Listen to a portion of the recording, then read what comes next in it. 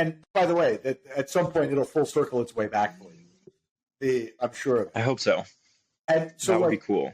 What percentage of your sales are Christmas versus the rest of it? I assume a lot of your business is focused in the holiday season, or is it neutral throughout the year because of the way you do? I would say we do about, this year's different. This year's weird as hell. But most years it was about a third between November and December.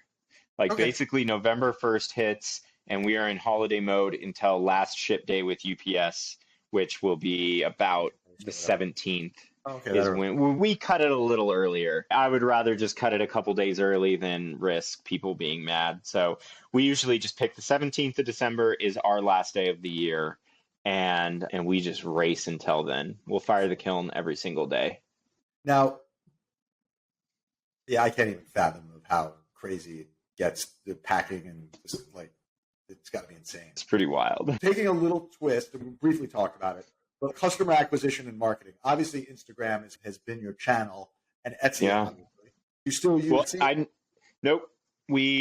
At the beginning of COVID, we had been wanting to get away from Etsy for a while, and at some point you outgrow Etsy, in my opinion. One, you're not allowed to collect email addresses or customer information. The customers are Etsy's customers, not your customers. They are very clear about that, and it's annoying as fuck. Two, the way that we're doing our batch launch, even when we were on Etsy, it got to the point that if I just put a bunch of stuff up at 6 p.m. and no one had seen it before, it was a bloodbath. People got so upset because they were buying shit without even waiting for the pictures to load because they were afraid that it would be gone by the time the pictures loaded. So what we did is I also simultaneously had a Squarespace website, and I would load all the pictures with little number tags on each mug, each bowl, each planter onto Squarespace, and we do a preview for a couple days. And my link on Instagram would change to the Squarespace site. It was confusing and terrible, and I can't fucking believe we did it for 2 years. But at the beginning of COVID, I was like, okay, we're doing Shopify. Can you do this? And my brother's absolutely. So he learned Shopify. He learned all that shit. He made us a Shopify store. Shopify is fucking amazing. I absolutely love it. So like right now on our website, you can go see all of the items that are going up for sale tonight. They've been up there for 3 days. You can see all the pictures, zoom in, look at them up close, write down your favorite numbers. And then tonight at 6 p.m., hit the refresh button and the add to cart button will appear. And people actually now have a better idea of what they're buying so they don't get upset after the fact. That's it. It's one of those things that's actually really interesting, and the idea of actually owning your customer. And this goes to I talk to a bunch of people who are also in the fine art space, and there people get stuck in the gallery world where the gallery, aside from taking 50% of their business, also owns the customer. And so it's one of the most important, I think it's one of the most important things. And now with social the way it is, that it allows artists to communicate directly with their audience, with their customer, and build that. Like, how many people are on your email list? 12,000. Nice. See, that's that's how you build a business. Absolutely. Because even if Instagram does kick me off for whatever reason, or Instagram, who knows what happens. The algos. That is one thing for people listening to this. Get an email list. The email list is literally the only thing you can own to connect with your customers. Everything else is someone else's shit. So have you diversified out? So you're Shopify now. You dumped Etsy. You're focused mostly on Instagram. As these other platforms came up, did you do YouTube or TikTok, or because your thing feels like it could have a big TikTok kind of vibe to it? I posted like a handful of videos on TikTok. I actually really despise TikTok, just the way that it functions. It's a meat grinder for content. There's no way to really build a rapport with your following. It's just people chugging through stuff. So I don't personally like it. Okay. I did, however, post videos there for a while, and somehow I have 50,000 followers over there. I didn't ever really try. Yeah. YouTube, I have tried 3 separate times, and I can never justify the time investment for no money upfront. Obviously, YouTube can be an amazing platform, and you can make money from it. You can gain from it and all of this stuff. But when I'm already selling almost everything that I make, it's really hard to invest a significant amount of time per week, per month into something brand new. So I tried the first time, got professional equipment, tried to make the highest quality, most edited videos I possibly could. Burnt out on that after 3 videos. Then I went in and I'm like, okay, I'm doing this different. Phones are good enough now. I got this little gimbal. I'm just going to do simply recording, kind of expanding on what I do with my stories and just showing people this is what I'm doing on a daily basis. Simple cuts, simple edits, just put it out there. It still was just too much work. And I could never get into the position where it made sense, because between 20 hours a week marketing on Instagram and then adding another 20 or 30 hours a week on YouTube, like that's the full-time job, not even making my work. So here, I have 2 questions for you there. One, you do all your own social. I do, and I plan to always do that. Now, when you say you're spending 20 hours a week on Instagram, what's eating up that? That was in the past. It's a lot less now. My goal was 3 videos and 2 pictures a week back in the day. That sounds attainable. I did that for almost 4 years. That's why you have as many followers as you do. Yeah. And now it's, and that's the insane thing is a lot of times if I do a podcast like this, or if I'm talking to someone that's trying to do it, they're like, when did you have your big break? What happened that grew your following? And you're like, no, you don't understand. It doesn't fucking work that way. Like, I've had consistent follower growth over the last 7 years. I actually had my biggest post ever. Everyone says Instagram is dead and it's impossible to grow. I just had my biggest post ever by a wide margin. I have a video that's at like 12.8 million views. Wow. And I've got 23,000 followers in the last 2 weeks because of it. Yeah. So it's like you never know when it's going to happen. You just keep making videos. I just had one of mine that did 1.2 million, which I thought was, for me, was the most. I was probably more than everything else I've ever done combined. Got 5,000 followers in 2 weeks. 5,000 followers. It is for sure not dead. And look, I think that the thing we joke about, the one nice thing about TikTok, TikTok, it's a meritocracy, right? Like best content wins. And so you can go from 0 to 1 million followers very quickly, as opposed to the grind that was Insta. And I think Insta people hate the way it's going, but I think it might be good for some of it. I talk to people about this all the time because I still think that Instagram is a true meritocracy. It just doesn't have TikTok has a scale curve that is absurd. It's insane. Yeah, you can just make 2 videos, and if one of those videos is really cool, you can hit 100 million views. But with Instagram, I talk to people about that all the time, it is consistency, but it's also just knowing the audience on Instagram has matured, in my opinion, in not so much as like they've gotten older, but that it used to be so easy to show them something that they've never seen. When I first got on Instagram, I got my first 50,000 followers from throwing videos, not from mold making and stuff like that. But it doesn't work that way anymore, because nowadays, the vast majority of people that are even remotely or tertiarily interested in pottery have seen throwing on the wheel. It's not as novel. It's not as easy to get those likes. You used to be able to just shoot a 20-minute video, put a 2,000% speed increase on it, and just make a just disgustingly fast-paced hyperlapse video. But that shit doesn't work anymore. Now you have to do multiple angles. You have to do real-time cuts showing each individual part of the process for just long enough that people know what you're doing, but not too long that they can process it to the point they get bored.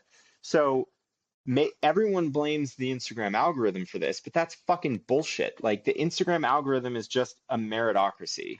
And if you make good content, you will grow. Did you ever do advertising or anything like that, or just all organic? So back in the day, I did it 3 separate times because I was giving talks at local places. I gave a talk at a convention once on Instagram for artists. It was actually what the talk was called. And I felt that I needed to at least have experience with ads because I had been fully organic until then. And basically where it landed was that you would have to pay so much fucking money to gain traction on Instagram with paid ads. Like, it's obscene how much money you'd have to spend. Yeah, like that 12.8 million view video, that would probably cost $100,000. Yeah, right. Yeah. Just make awesome content. You probably become a very I've become a very lazy video editor. I'm always trying to, here, we're talking about business. The whole thing here is efficiency. That 12.8 million view Instagram reel, I filmed it in 20 minutes on and off because I had to wait between the steps. I edited it in 10. It took me 6 minutes to pick a song. So 35 minutes of my time became 23,000 followers. What's that worth? Yeah. It's like more than all the followers I've ever accumulated. It's amazing. Yeah, it's fucking crazy, but God bless the internet. You never know when it's going to happen. You just have to, what I always tell people is you just have to make the best quality content you possibly can and make it regularly. And then just try to get better. You've also just narrowed down to one or two particular platforms. Yep. My big diversification was the ashtrays. That was, so last year during the summer when Seth approached me, I was in a position where it was like, this is getting scary. We are having to sell 400 or so $100 mugs per month to perpetuate this business. That can't keep going. In my mind, I just don't feel like, even with my huge following, I don't feel like I have the sales capacity for that. And it was just like, wow, it's my livelihood, my family, my baby, my brother, all of my employees. Like, we have to find something to diversify this, or it's just going to remain too volatile and stressful. And so that's just that's a rev share. That's like that's a contract gig. It's basically, yeah, we're on a contract. It's intermittent. Do you teach classes as well? For some reason, I thought I came across that. I have online workshops that have been very lucrative.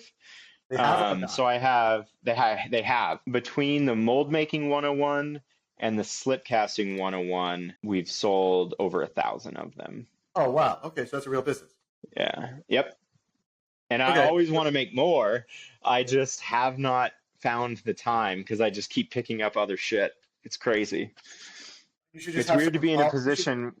You should just have someone follow you around, like start building classes. I know. Like, because the classes pay, and once you build one, it pays indefinitely. And you have such a specific skill set from a technological basis.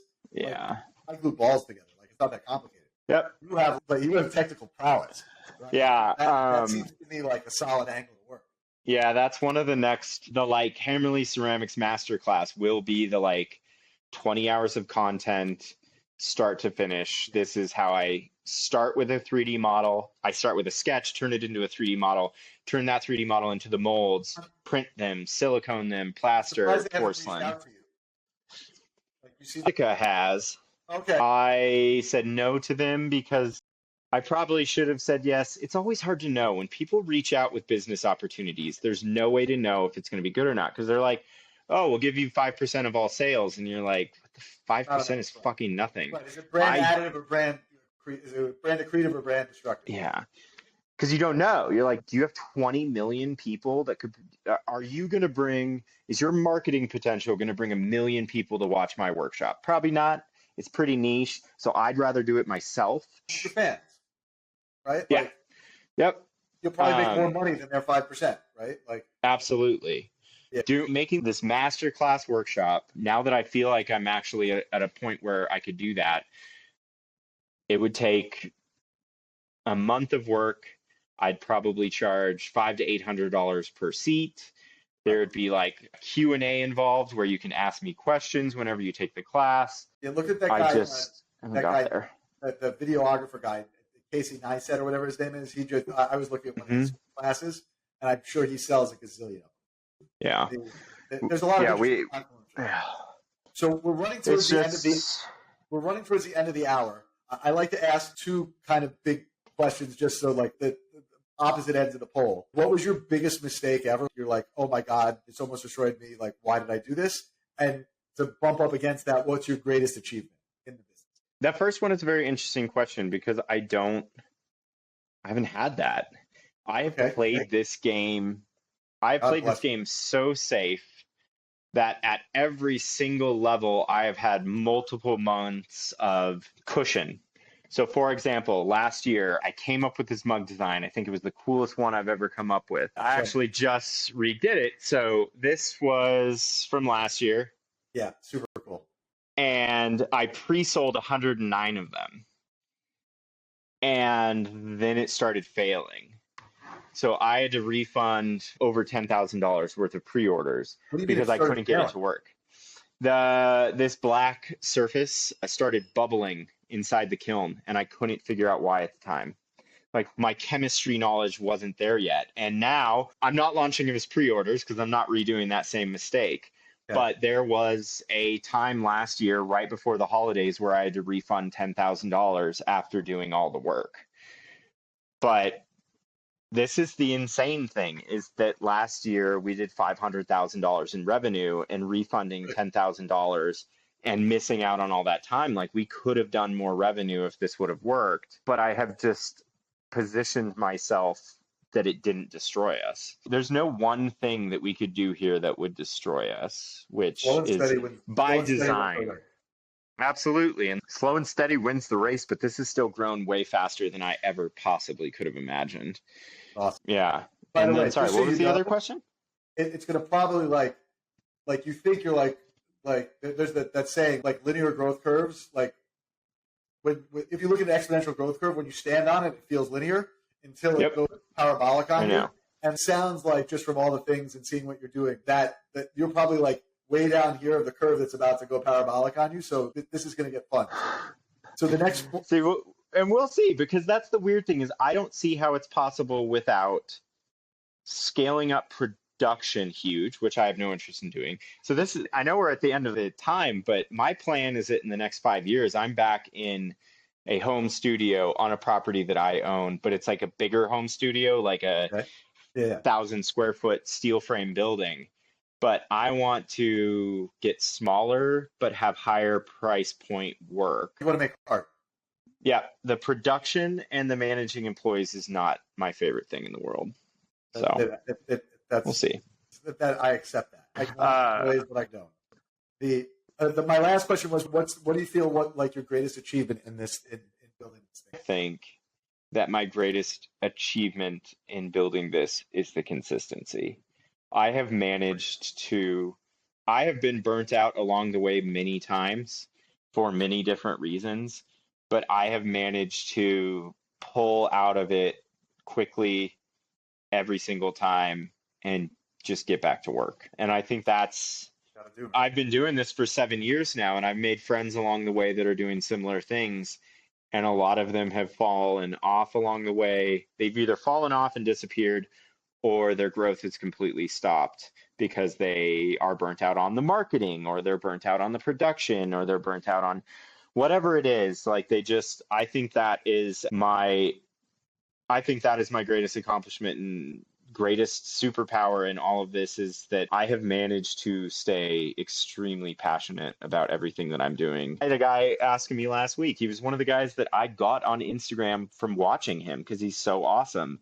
And he was like, dude, how the fuck do you get in your stories and still sound excited after all these years? He's like, I am so sick of making Instagram content. And I'm like, I don't know, dude. I just get in front of the camera and talk about exactly what I'm excited about at that current time. I'm always doing R&D, even if it's half an hour a day. I have 3 or 4 projects running at once, and I make sure that I get that half an hour of R&D so that I'm keeping excited about what I'm doing, and it doesn't just become like this terrible slog where it's like, oh, I'm just a fucking mug factory. Right, the war of art, and doing that little bit of like actual creative work. Yeah. So, how do people find you? How do people buy your stuff? How do people track you down? Definitely follow on Instagram at Hammerly Ceramics. That is the best place. And then hammerlyceramics.com is the website. We talked a lot about the monthly releases here. We never actually got a chance to talk about the fact that about a year and a half ago, we started launching perpetual pre-orders on the website. We ran into an issue where 99% of the time we were completely sold out, but we were still having friends, family members, hey, my sister told me to come buy one of your mugs. What the fuck? So now we have pre-orders on the website to capture that traffic from the people that are either buying gifts or whatever, but they are not the avid kind of followers that pay attention to every single post and every single story and stuff like that. By the way, I know we're like veering back into podcast land, but like those little things to create that demand and to see that and to be able to absorb that demand, realizing that you have more demand than you can supply. Yeah. It's super creative. It's super interesting. And I don't think nearly enough people like I saw a lot of it like that kind of forcing function stuff in NFT land, but in like regular art land, like it didn't even occur to me to structure releases in such a way where you create that hype or the hype cycle around it. And it's absolutely hype. There could be a couple hundred people right now with alarms on their phone for 3 hours from now. It's so crazy. Never could have imagined in my entire life. But just to bring this all together, like the business side of it, in my mind, is easy. A problem presents itself and you find a way to solve it. The thing that I think is the hardest personally is the marketing. Getting in front of people that want what you have and then keeping their attention over a long period of time is the most nebulous and frustrating thing imaginable. But that's why I try to never get sick of the marketing, because you can never have too much. I know a lot of people that are like, okay, I'm selling my work, I'm going to like slack off on the Instagram. And it's like, you shouldn't do that. And what people don't realize, people think they can do it up to a point. It's over time. The consistency is the only thing that matters. Yeah. And it's bumping up against crappy views all the time. Yeah. By the time you get your 12 million. Yep. Absolutely. Yep. By the way, absolutely. This was an absolute joy. This was better than I could possibly hope. I was fascinated to learn all this stuff. I'm going to follow you even more intently now. Cool, man. And when you start doing like the art and you like have your next jump, let's get you back. And I want to hear about like how that transition takes place. That sounds good. I have good plans. If a couple things at the end of this year line up perfectly, I will hopefully be spending 3 months at the beginning of next year solely focused on the bigger fine art stuff. Congratulations. I can't wait. We'll see. Very cool. An absolute pleasure, sir. Yeah, thanks for having me. I appreciate it. Thanks for having the balls to start a business. Absolutely. Awesome.